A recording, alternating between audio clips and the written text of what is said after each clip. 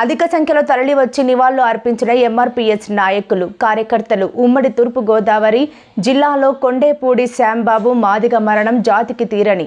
సోమవారం ఎంఆర్పీఎస్ ఉమ్మడి తూర్పు గోదావరి జిల్లా పూర్వ అధ్యక్షులు కొండేపూడి శ్యాంబాబు మాదిగ సంతాప సభ కొండేపూడి కుటుంబ సభ్యుల ఆధ్వర్యంలో కాకినాడ మధురనగర్లో ఘనంగా నిర్వహించారు. కార్యక్రమానికి ముఖ్య అతిథిగా ఎంఆర్పీఎస్ వ్యవస్థాపక అధ్యక్షులు పద్మశ్రీ మందకృష్ణ మాదిగ హాజరయ్యి శ్యాంబాబు కుటుంబ సభ్యులను పరామర్శించి నివాళులు అర్పించి ధైర్యాన్ని నింపారు. అనంతరం ఏర్పాటు చేసిన సంతాప సభకు హాజరై కొండేపూడి శ్యాంబాబుతో సహా ఉద్యమాల్లో అమరులైన జిల్లా నాయకులకు మౌనం పాటించి నివాళులు అర్పించారు. ముందుగా శ్యాంబాబు చేసిన ఉద్యమ వీడియోలను తిలకించారు. బౌద్ధ, క్రైస్తవ, ముస్లిం మత ఆచారాలతో సంతాప సభను ప్రారంభించారు. శ్యాంబాబు తనయుడు మాటలకు కుటుంబ సభ్యులతో సహా కార్యకర్తలు కన్నీటి పర్యంతమయ్యారు. ఈ సందర్భంగా పద్మశ్రీ మందకృష్ణ మాదిగ మాట్లాడుతూ ఎంఆర్పీఎస్ ఉద్యమంలో ఉమ్మడి తూర్పు గోదావరి జిల్లా నుంచి ప్రాతినిధ్యం వహించిన శ్యాంబాబు మాదిగ జాతికి తీరని లోటన్నారు. ఎంఆర్పీఎస్ వర్గీకరణ ఉద్యమాన్ని అడ్డుకున్నది ఉమ్మడి తూర్పు గోదావరి జిల్లా నుంచి అని గుర్తు చేశారు. జిల్లాలో అనేక సవాళ్లను ఎదుర్కొని ఉద్యమాన్ని ముందుకు నడిపించడంలో శ్యాంబాబుది కీలక పాత్ర పోషించారన్నారు. ఉద్యమాన్ని ముందుకు తీసుకెళ్లడానికి వారి కుటుంబ సభ్యులు శ్యాంబాబుకి అందించిన సహకారం మరువలేనిదని కొనియాడారు. జయభవన్కు కొండేపూడి కుటుంబ సభ్యులు ₹1,00,000 చెక్కును కృష్ణ మాదిగకు అందజేశారు. ఈ కార్యక్రమంలో కొండేపూడి కుటుంబ సభ్యులు, బంధువులు, ఉమ్మడి తూర్పు గోదావరి జిల్లా నుంచి ఎంఆర్పీఎస్ నాయకులు, కార్యకర్తలు అధిక సంఖ్యలో పాల్గొన్నారు.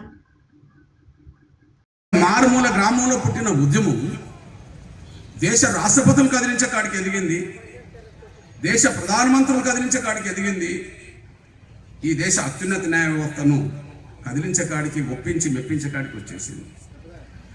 దీని వెనుక కోట్లాది మంది ప్రజల అండదండలు, లక్షలాది మంది మాదిగల ఆకాంక్షలు, జాతిని నడిపించే వేలాది మంది ఉద్యమకారుల సంకల్ప బలం ఈ జాతిని గెలిపించడానికి దారితీసింది.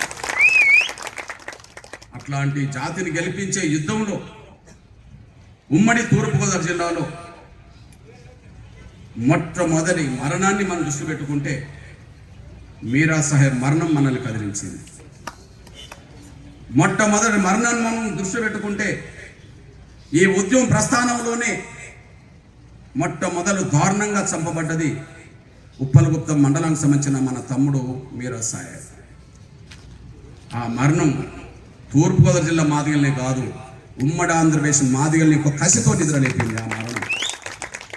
ఎస్సీ వర్గీకరణ ఉద్యమం ముందుకు సాగుతున్న దశలో కోర్టు తీర్పు కొంత మనకు వ్యతిరేకంగా వచ్చిన దశలో మీరు వర్గీకరణ ఉద్యమంలో పాల్గొంటారా? ఈ జిల్లాలో మా పెత్తనం ఎక్కువ, ఈ జిల్లాలో మా ఆధిపత్యం ఎక్కువ, మా కనుసన్నల్లో ఎవరైనా నడవాలి, ఉన్నత వర్గాలను కూడా మేము శాసిస్తాం, మాదిగలేంది ఇక్కడ రోడ్డు మీదకి వచ్చి యుద్ధం చేస్తారని చెప్పి తట్టుకోలేక, జీర్ణించుకోలేక మన ఉపలుప్తం మండలంలో ఉండబడే మీరా సాహెబ్ను కొట్టి చంపిన విషయం మనందరికీ తెలుసు. ఆ రోజు ఆ హత్య ఒక తూర్పుగోదావరి జిల్లా మాదిగల్నే కాకుండా రాష్ట్రంలో మాదిగల్లో కసి నింపింది, ఒక పోరాట స్ఫూర్తి నింపింది. అంటే న్యాయం కోసం కొట్లాడితే మీకు ఆధిపత్యం ఉన్న జిల్లాలో మమ్మల్ని చంపే కాడికి వస్తారా అని చెప్పి శాసించే కాడికి వచ్చేసింది. ఆ పరంపరలో భాగంగా మనకు ఉమ్మడి పశ్చిమ గోదావరి జిల్లాలో మనకు మలకపల్లి గ్రామం సంబంధించిన మన సిర్రా నాగేశ్వరరావు కూడా పెద్దేవం, మలకపల్లి, తిరుగుడుమెట్ట గ్రామాల్లో జరిగిన దాడుల పరంపరలో భాగంగా మనం సిర్రా నాగేశ్వరరావు మన పక్క జిల్లాలో దారుణంగా చంపబడ్డ విషయం మనం చూసాం. ఏదేమైనా మొదటి మరణం, ముఖ్యంగా దారుణ హత్య ఇక్కడనే నమోదైంది మన ఉద్యమంలో.